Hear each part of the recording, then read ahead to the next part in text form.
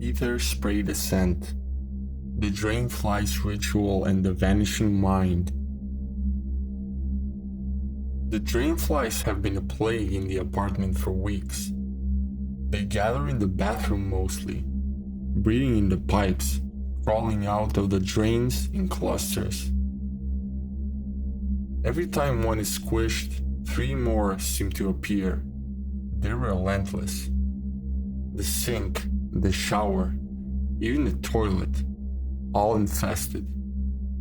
It's like they've claimed the apartment as their own, and no matter how many swatters or traps are used, they always come back, mocking, taunting.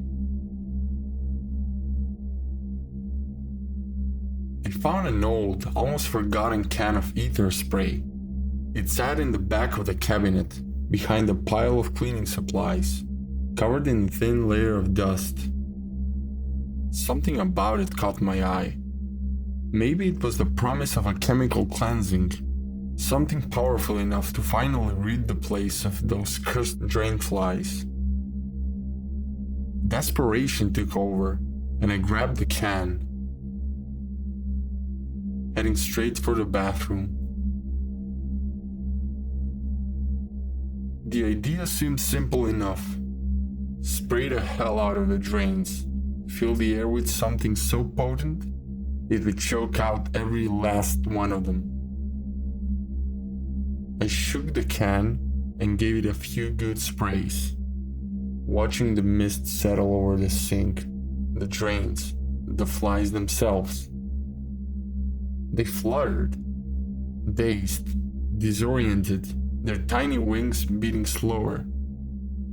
But then, something strange happened. The sweet, overpowering smell of ether filled my lungs, and I couldn't stop breathing it in. It was thick, like a fog wrapping itself around my brain, numbing everything. Weirdly, I didn't want to stop. I sprayed more and more into the air, the flies buzzing in confusion, almost as if they were watching. The room felt like it was spinning, but that's when the thought hit me. What if I drank it? There was no hesitation. I tipped the can back and let the cold liquid ether slide down my throat. The taste was metallic, bitter, like swallowing frostbite. I coughed, gagged, but then something shifted. The buzzing of the flies seemed to change. It wasn't just random noise anymore. It was language. They were speaking. I looked around, eyes wide as the drainflies circled above my head, the air thick with their presence. They weren't just pests, they were talking. Their tiny wings buzzed in sync, creating a low hum that vibrated through the bathroom tiles. "You think you can destroy us?" they seemed to ask. Their voices, 1,000 tiny whispers blending into one. "We've been here longer than you." I stumbled back, the ether pounding in my brain. I wanted to argue, to scream at them, but something else was happening. The room began to stretch, elongating unnaturally. The tiles on the floor rippled like water, and the sinks seemed to melt into the walls. The flies swarmed closer, their voices growing louder, more insistent. They weren't angry, they were amused. "You're one of us now." They buzzed in unison, surrounding me like a cloud of black, flapping wings. I tried to wave them away, but my hands were slow, heavy, like they were made of lead. The drainflies laughed, mocking, their laughter high-pitched and distorted. The walls of the bathroom started to disappear, fading into the mist of ether, until there was nothing left but me. The flies and the endless sound of their wings. The largest one landed on my shoulder. Its eyes were too big, too aware. You're not human anymore, it said. Its voice strangely calm, almost soothing. You drank the ether. Now you're part of the swarm. I wanted to argue, but the words wouldn't come. My thoughts were slow, thick, like they were stuck in a tar pit. I could feel myself dissolving, not physically, but mentally, spiritually. The flies weren't pests. They were something more, something ancient, something that fed on the chaos of this world. And now, I was feeding them too. The ether had done its job, but not in the way I expected. I wasn't cleaning anything. I was joining them. The buzzing grew louder, drowning out every other sound, every thought, until there was nothing left but the swarm and the endless hum of wings, filling the apartment, filling my mind. The flies had won.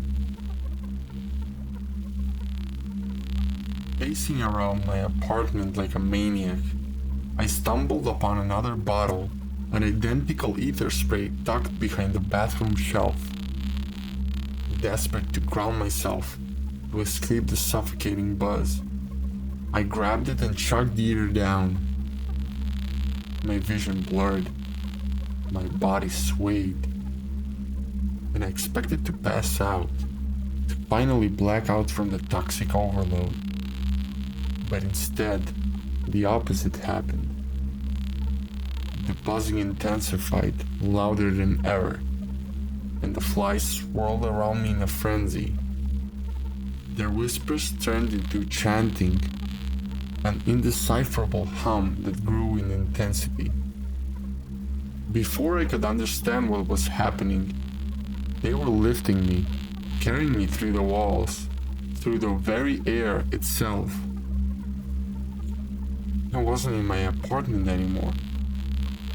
The space around me darkened, twisted, and suddenly I found myself deep within the city's sewage system. The pipes were endless, winding tunnels of filth, and yet the flies seemed right at home. We brought you here, they said, their voices sharp and clear.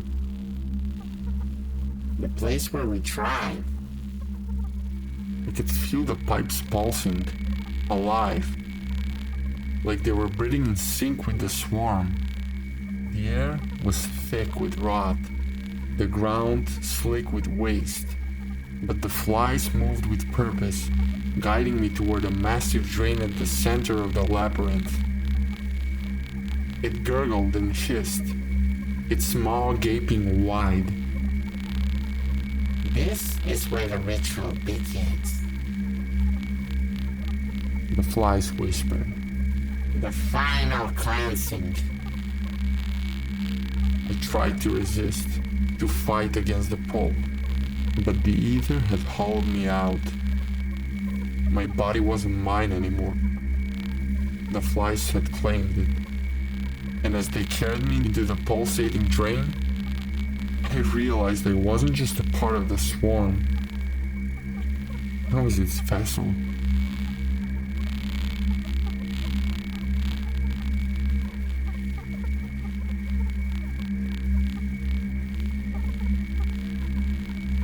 After the ritual, everything went dark. I finally blacked out, collapsing into the sewers.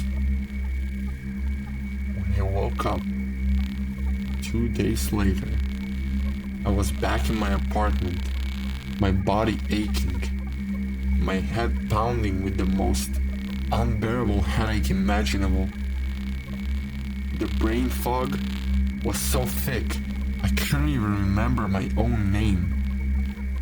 Whatever had happened in the sewers, it left me broken.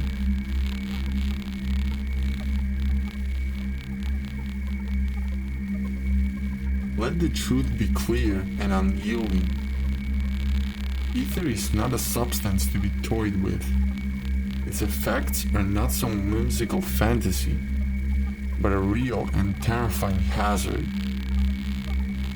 To even consider inhaling or consuming ether is to court disaster. The reality of its danger is far worse than any tale.